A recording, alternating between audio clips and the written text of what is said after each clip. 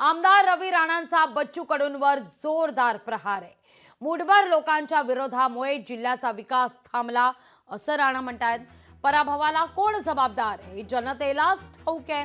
त्यांनी ठरवलं असलं तरी जनता माझ्या सोबत आहे असं सुद्धा रवी राणा म्हणतात। इतकंच नाही, आग यहां लगी है तो वहां भी आग लगने वाली है असा सूचक इशारा राणांचा आहे।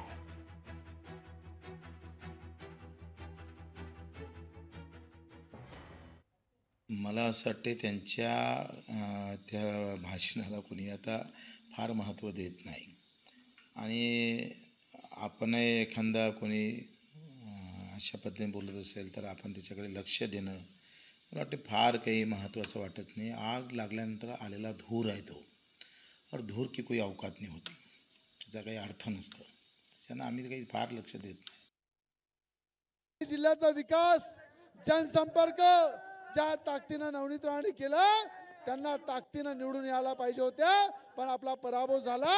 हे अमरावती जिल्ह्याच्या विकासाचा पराभव झाला। अरे काही मुठभर नेत्यांनी ठरवलं की नवनीत राणेला पाडायचंय, पण एक लक्षात ठेवा, त्या नेत्यांचं जे मनामध्ये होतं ते झालं, पण या जिल्ह्याचा विकास थांबला, या जिल्ह्याचं हित होतं ते थांबलं। हे अमरावती जिल्ह्याचं नुकसान झालं। तुम्हाला सगळ्यांना माहित आहे, या जिल्ह्यामध्ये अनेक नेता एक तरफ आणि रवी राणा एक तरफ,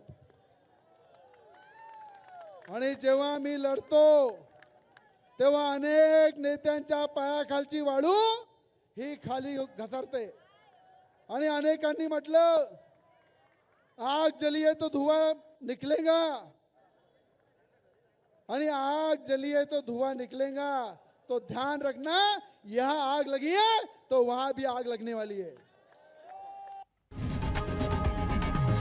लोकशाही मराठी ऐका, पहा, जागरूक रहा।